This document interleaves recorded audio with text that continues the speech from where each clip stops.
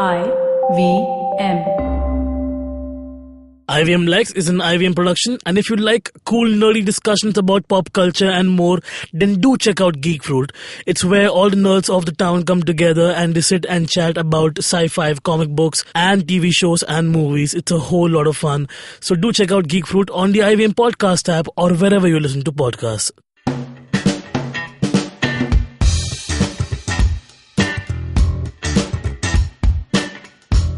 Hello and welcome to another episode of IVM Likes.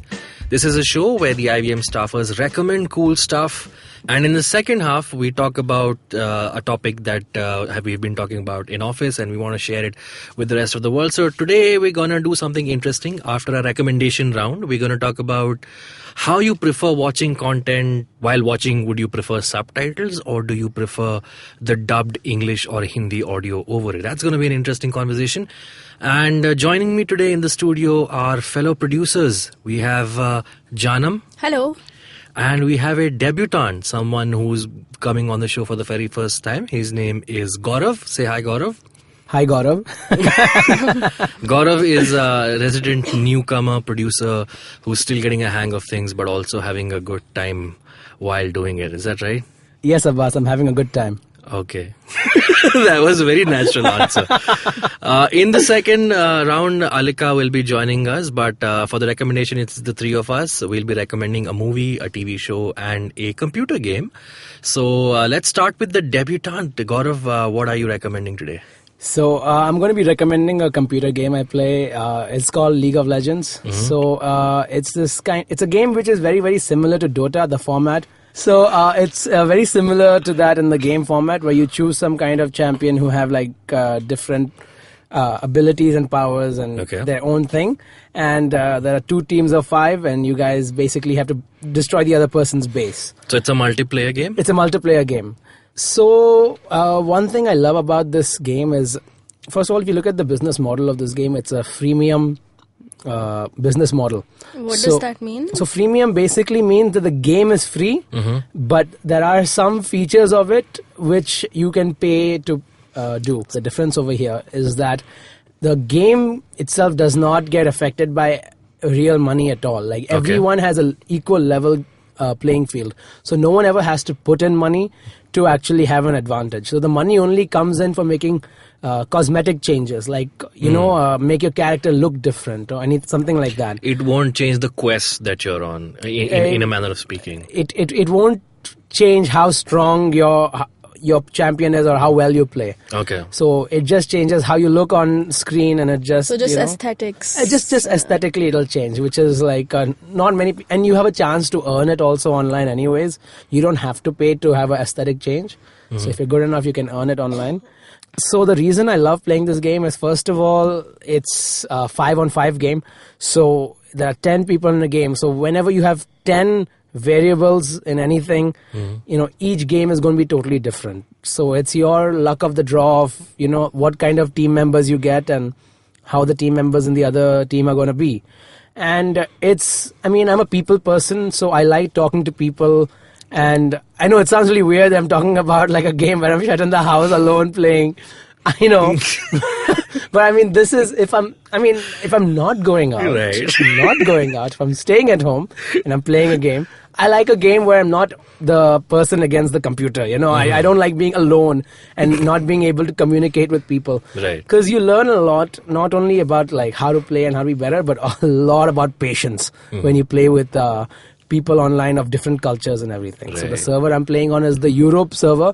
So if anyone is going to play this game in India, I suggest you go to the Europe West server, because it has like the best ping, like frames per second and everything in India, because the server is in Europe. The other servers, the American one, everything is too slow. Right. It will lag a lot. Nice. So it's and the reason I like to play it is because there's like 150 different characters, and because it's a freemium way of getting money, they have to keep updating the game, keep making changes, so people don't get bored, people keep playing it. So that's my recommendation. What's the mission of the game? To the 5-on-5 thing, you gotta like kill them and go to their base and destroy their base. It's very similar to Dota, which is Defenders of the Ancients. The Ancients, okay. So, but what is the team which win? Do they win a prize or what? So it's called League of Legends because there are leagues. You have the bronze, silver, gold, platinum, diamond, master, challenger. So like at very, very high levels, these people actually make this game their career and they get a lot of money to be recruited into like the Europe team. Like Samsung has a team and the telecom company in Korea has their own team, and like people make careers out of this. Yeah, for sure. They make like a lot of money just playing computer games. Yeah. And what level are you on right now? I'm like a silver. Silver? Silver. Silver. Oh, yeah, like I mean, there's bronze, right, and then there's silver. Achha, so you're not there yet. I mean, my connection isn't as good as the people who play in Europe. Cool. So it's a alright. So bit of a struggle. What's the game called again? League of Legends. Alright, it's abbreviated also to LOL. LOL. Just saying. It sounds like a very fun name. I'm sure it's fun. I should come at your house to play sometime. Maybe you can download it at your own house and play. Fine. Thanks for rejecting me, man. Good self-invitation, Abbas. Yeah. Alright, that was our recommendation. Not our recommendation. It was Gaurav's recommendation, League of Legends. And let's move on to Jaanam. What's your recommendation? So I watched this amazing movie on the weekend. It's been a while. I've watched a really good movie, and it's called Annihilation. Yes, I saw it too, and I totally agree with you. Yeah, so it's a science fiction horror film. Although I don't quite personally agree with the horror part. There's not much horror in it, so it's not scary, but it's super interesting. Speak for yourself, man. It messed with my brain. It messes with your brain, but not in a horror way, more in like a scary disturbing way. No, not scary. It'll leave you shattered, kind of. Not shattered, it's like you should take it. It's quite thought-provoking, actually, the movie. I agree.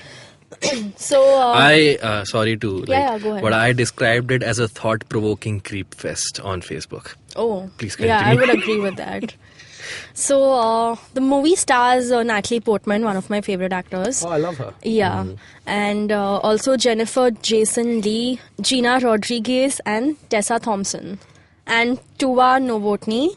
Also starring opposite Natalie Portman is Oscar Isaac. So the story, I won't reveal much. Yeah, but, it's very... I like to see you summarize it because it's damn difficult to summarize, but give it a shot. Yeah, so the movie starts with... okay, I won't get into the whole nitty-gritty of it, but... so Oscar Isaac plays the role of a soldier. He's recruited to... for a mission, for a special mission, which he does not reveal what exactly it is, and... throughout the movie, you can it's sort of like the time it keeps going back into the present and past. It's not a very linear timeline. Yeah. So as the movie progresses, you like all your questions are gradually answered. So and Natalie Portman is a scientist. She's a biologist in the movie, and Oscar returns from this mission. After a year, and Natalie is just like, where the hell have you been? I need an answer and stuff. And he's just acting all weird and creepy, and nobody knows what is going on. And like Natalie slowly, situations lead her to being on the same mission with a group of female scientists. So the mission exactly is...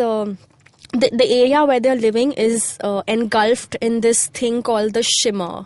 Okay, now when I watched this, I could actually draw a parallel between the shimmer and the upside down in Stranger Things. Kind of, yeah. Yeah, and the shadow monster depicted in Stranger Things. There's an element of that scene here as well, because when you get into the shimmer, you either... Most of them don't come out of it. It's kind of like the Bermuda Triangle. You don't come out, or if you come out, you're a mess. Yeah. So Natalie Portman goes inside this shimmer, and so before we see what the shimmer is, we have this notion that it's a very mysterious, dark, creepy place. Yeah. But actually, it is such a beautiful place. The way they have shown that place visually, oh my God. It's such a visual treat, and everything is so colorful, and all the life there, like the marine life, the plant life, everything is mutated because of there's something in the shimmer that's causing mutation in the genes, and because of that, like every species is like mixing with the other, and plants are like unnaturally more colorful and lively. Yeah. So, Species that wouldn't usually coexist together have started to coexist. Yeah, exactly. And so basically I loved the shimmer place. That entire part that is titled The Shimmer was so beautiful. Yeah, I agree. And like the ending, I won't reveal what the end is, but all I'll say is it really messes with your head, so be prepared for it. And it will leave you thinking, which is what I love about this movie. Yeah.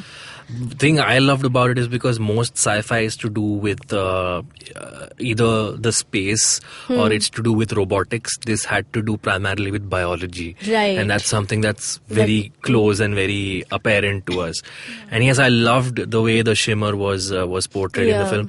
And about the horror bit, again, without giving much away, there's one scene with a bear and the subjects of the movie which left, like, one of the reasons I want to see this movie again because I loved it so, but I'm not going back because I can't watch that scene again. It's not grotesque, it's not violent, but it's just it messed with my head because this whole one form of life taking a version of another form of life is just, it messes with your head. And I totally agree. The ending, I'm kind of glad that the producers didn't mess with the ending because the last 20 minutes are almost without any dialogue. Yeah. And it's just the visuals speaking. And visuals, and there's like a very creepy soundtrack that's playing. The soundtrack, the soundscape, in fact, the sound effects, the soundtrack, all of it adds to the movie. So even I double up on your recommendation for Annihilation. Yeah. Go watch it, guys. It's honestly one of the best movies I've seen in a while. Yeah. It's on Netflix, so watch it. And speaking of Netflix, segueing into my recommendation, I'm recommending a Netflix documentary series which also came out last Friday. So when you be listening to this, it'll be about a week old. And it's called Wild Wild Country. And so how many of you here know about the spiritual leader Osho? Yeah, we've heard the Osho ashram in Pune. Yeah, exactly. So it's about Osho Rajneesh, who was a leader, but the film sees him as someone who was a cult leader, and it starts off in the 80s when Osho established the ashram in Pune. But the Indian government at that time had a problem with whatever was happening inside because there were allegations that there's a lot of public sex and drugs and a lot of weird things happening here. Like what weird things? Like public sex and drugs. Like, you want more, Gaurav? How wild can you get? There's a reason this film the documentary is called Wild Wild Country. But anyway, so they ran into trouble with the Indian government. So almost overnight, they actually purchased a huge part of land in Oregon, Michigan in the US, and pretty much literally took the ashram from Pune over there. And all the people, like everyone migrated there. Yeah, so a part of the documentary, the first two parts deal with how they established themselves in Oregon, Michigan. And it tries to question the fact that if you have a group of people which actually behave or dress or speak in a different way than we do, is it okay to try and be hostile to them? Because what happened was when they moved to Oregon, Michigan, the locals around Michigan, and Michigan is this community which is known for retirees, old retirement, go there to relax and spend the rest of their life. And suddenly in their neighborhood, these hippies who wear saffron and wear malas and are chanting things and believe in free sex, believe in spirit and free mind and all of, they move in. So they actually start opposing them, but there is a very strong undercurrent of racism in that opposition because obviously this culture is different from theirs. So what the documentary series does so beautifully, the filmmakers, is they give almost equal time to both the point of views. Okay. So he gets these ex-Osho members, cult members, to speak their version of the story, and he gets as in there used to be. So Osho has passed away, and the events of this film happen in the early 80s. Okay. So it's been a while since the events took place. So he gets those people. Again, I wouldn't want to give much away because there are some members who were running Osho's empire because he was very particular. They were about spirituality and meditation, but there was merchandising and business and all of that. So he gets the actual people who are running that organization, and then some of them turned on Osho, and then Osho tried to get back at them. So that is one sub-story that's going on. In the underlay is how these white Seems pretty layered, man. Yeah, these upper class white Americans made sure that they get these people out.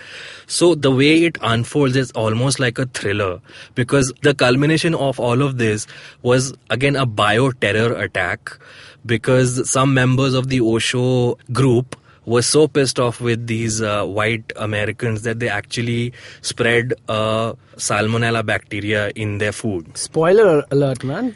It's not actually. I mean, if you see the way it happened, because dude, this is history. These are real events. But dude, even Narcos was technically like history. Like, we know how like you can find out how Pablo Escobar died, but you still can't be like, oh, this. Like, some people don't want to look But now around. I've spoiled it for you. I can't take it back, Gaurav. Anyway, the bottom line is watch it. It's 6 episodes long. It's How long is one episode? 1 hour each. And I saw all 6 episodes at once, which is very rare for me. Get alive! Okay, sorry. And who's someone who plays League of Legends at home alone? Hey, that's like maybe like an hour. right. Maybe like an hour a day, okay, just to keep the doctor away. Dude, truth be told, we should all get a life, but let's not go there. It's I feel consuming all media this is media also is life. Yeah. Let's go with that. Yes, Jaanam. That's what you tell I mean, yourself. this is like, it's a form of self-education. It's Sure. Yeah, so is talking to new people. Okay. Playing a video game. That's with them. another episode of IVM Fights. Guys. So my recommendation is Wild Wild Country. Please watch it. It's on Netflix right now. Let's sum up our recommendations once again. Gaurav, you recommended League of Legends. a computer game. Jaanam, you recommended. Annihilation, the movie. And I recommended the TV documentary series Wild Wild Country. All right, we'll take a short break. On the other side of this break, Alika will join us and we'll have a conversation of dubs versus subs. Which one do you prefer? See you on the other side. Shunyawan, Shunyawan, Shunyawan, Shunyawan. $1 billion acquisition. Another copycat startup got formed. No, the tech world in India is surely moving double the speed of this voiceover. Tune in to Shunya One every Tuesday to catch us talking to the smartest people we know on the IVM Podcast website, app, or wherever you get your podcasts from. Welcome back to the episode, and we are joined by another member of the IVM family, Alika. Oh, hi. How are you doing, Alika? Well, fairly good. We are privileged that you took out some time to be on this show. I know, you should all be grateful. All right, so in the discussion round, we're discussing about reading subtitles versus actually hearing dubbed versions of audio. Is that would that be correct, guys? Did I describe it correctly? Audio? Yeah. Yeah, I mean... Dubbed version of video content. Sure. So basically, this idea came about because in the office we were talking about while watching stuff on TV and computer screens, how much or how many times do we turn on the subtitles? And for example, if we're watching anime, right, animation made in Japan, a lot of anime comes with hard-coded subtitles, English subtitles, and the audio playing on screen is Japanese. But there are also versions which actually let you listen to the audio in English, which is dubbed in American studios.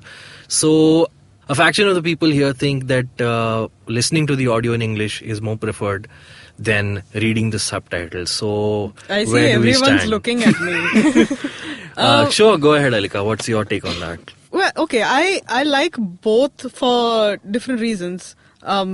For me, dubbing is really good because I don't have to keep flicking my eye between the text which is written down and the actual action which is happening on the screen. Right. And I personally prefer listening to a dub version. I enjoy the voice acting done by professionals in the studio, and I like listening to their take on it. And a lot of times it's translated fairly well, despite a lot of claims to the contrary. I think I like anime, at least anime, I can say for that. In the early 70s and 80s, the dubs they got then were pretty bad. But that was because the industry didn't really exist.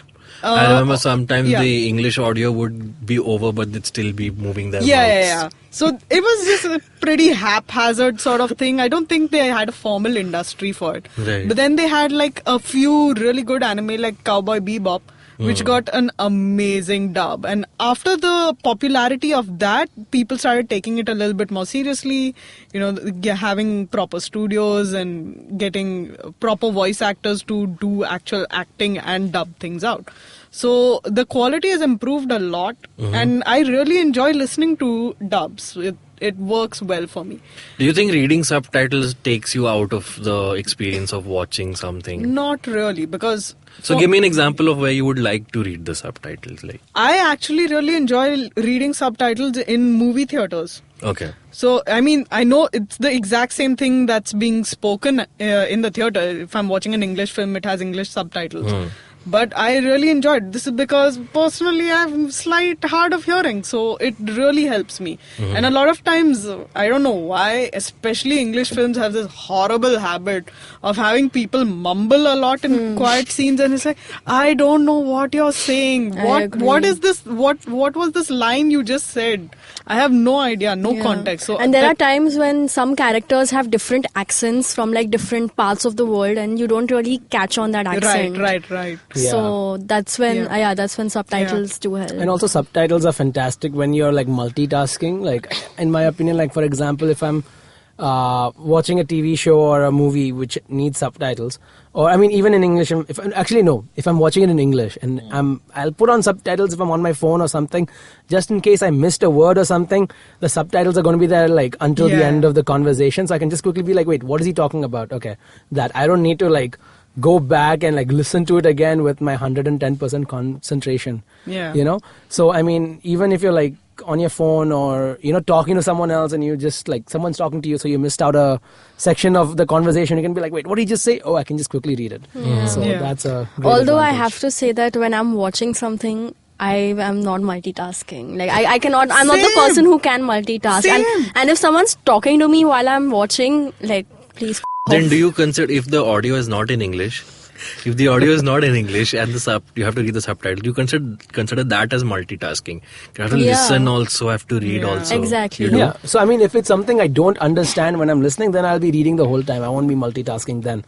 But that's one of the reasons that I don't watch a lot of things which are subbed, which I don't understand. Non-English or non-English, non-Hindi. Non-English things. Because for me, like in the time I get, I want to do everything. I want to just quickly catch up with my social media. I want to update my calendar. I just want to look at what's happening on Twitter.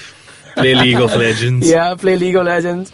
And I want to watch my TV show too. So I mean, of course, there were some shows like Narcos where I don't care. I was just getting to that. I will keep everything aside for you because I love you, Narcos. So like that time, I'm just watching Narcos. I'm just taking it all in, and there are English parts also. And so I haven't seen Narcos. So how much of the dialogue in Narcos is non-English? 70%, maybe 70 to 80%. Wow.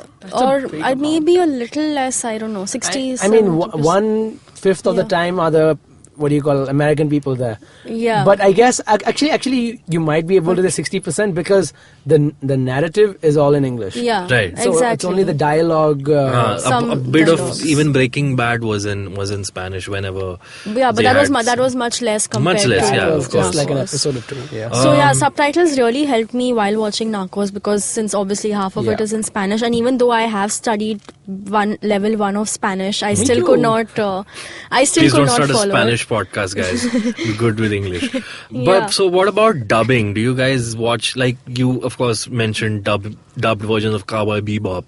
Yeah. What about you guys? Dubbing anywhere? So I have come across like 2 instances of dubbing. Okay, the first instance is in this anime show called Yu-Gi-Oh!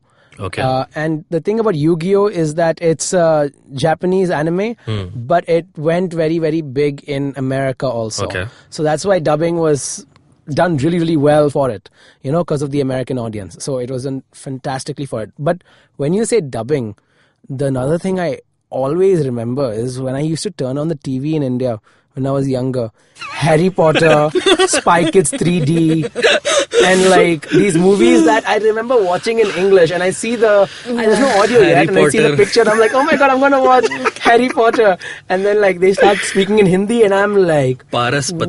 Patthar. Garud Dwar. You know, Nag Shakti. what is happening here? Like, and Yeah, it's not like I understand the intent of it.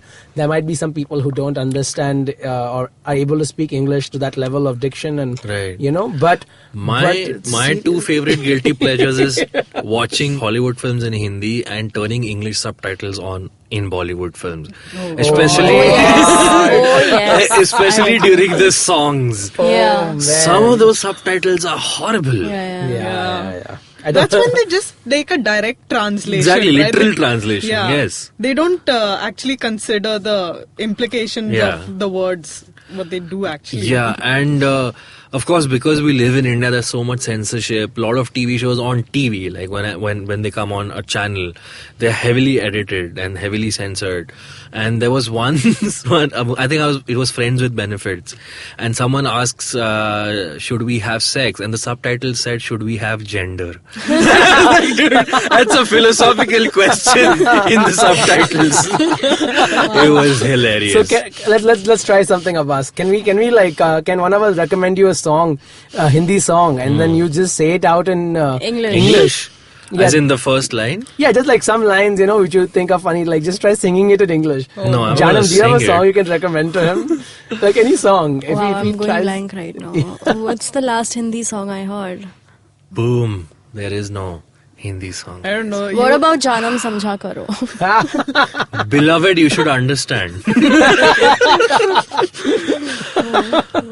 But so I personally, this is my show also, guys. I'm also going to give my opinion. I even when it comes to anime like Cowboy Bebop, right? I can't watch dubbed audio over something else because I think it loses the authenticity of the thing. If it's shot in Spanish or Japanese or German, I want to hear the Spanish or Japanese in my ears, and I'd happily read the subtitles because for me, it even if it's very well done, the English dubbing over it, it just loses its authenticity. But don't you is what feel I like, feel. again, when you listen to something in its original language and then Right. you read the subtitles, don't you feel like something gets lost Lost in in that translation, I agree with you, but I'd still prefer doing that than... Because I tried watching some anime with like just subtitles, and it was like, it's almost making sense, but it's not quite making sense. See, I think what it really comes down to when you're choosing dubbing and subtitles is how good are the other elements? Like, what is better? Is the writing better, or is the acting better? The production value good? You know, because if something has like a beautiful set, the acting is fantastic. The actors are someone, you know, who speak a lot without words. You know, I think you'd rather have dubbing over that because you want to pay attention to all of the other things that are happening. I actually agree with you. So there's this show on Netflix called Wow. Dark, which Yeah. I haven't gotten Swedish around show, I to. think. It's German. Okay, it's German. And the entire show is in German. So Right. there are English subtitles. Right. But that involves a lot of concentration, and one of the reasons I haven't gotten around to watching the show is because of that. See, but that's the thing. language. Reading the subtitles will make sure that I am 100% on the screen and I don't get distracted. So it actually improves my No, concentration. but it increases your concentration on what is being said. But like, for example, a lot of TV shows, and this is the norm now, I think, is that in the background they're always foreshadowing something. And you know, the way they set up their set, they're going to always have something over there. Maybe a painting, maybe any small but it's thing. not like the subtitles And, are on some other screen. They're on the same screen where the rest of the picture is. Yeah, but You can take the whole picture in along with what's written at the bottom Not of the screen. everyone's that fast at reading also. Yeah. yeah, Sure, I but- understand if that's a case, but yeah, Because I'm just it- giving my opinion. Yeah, about because it. sometimes when there's a lot of dialogue and you have like a big, maybe a monologue or whatever, Right. something's going on. It's a lot of text at the bottom of the screen and it's going on pretty fast. So it's not easy to take in everything at once. Fair enough. I remember that on an episode of The Simpsons, Lisa Simpson takes a boy to a movie who she likes, and the boy comes out, and it's this one of those artsy-fartsy Oscar-winning movie types, and they come out, and the guy says, the movie was good, but I didn't really understand what they were saying. And Lisa's response to that was, oh yeah, they had a version playing with subtitles, but I didn't want to go for the commercial version. I wanted to go for the art house version. Wow, elitism right there. Alright, so on that happy note, we will wrap up today's show. This was IVM Likes. Please follow IVM Podcasts on various social media platforms on Facebook, Twitter, Instagram. We are IVM Podcasts. You can follow us individually. My Twitter handle is @Abbas Momin. Mine is @Jaanam Devan.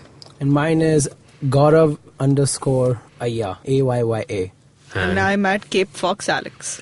If you like listening to this show, of course, and if you want to hear more of us, because we can't give you enough and you can't take enough of us. That's what she said. We do a show every day called IVM Daily, where we talk about stuff happening in the news or otherwise that we want to talk about and what we feel strongly about. So do check that out. It'll most probably be available wherever you're listening to this podcast. So check out IVM Daily, and you can, of course, check out another episode of IVM Likes next week. All right. Bye-bye.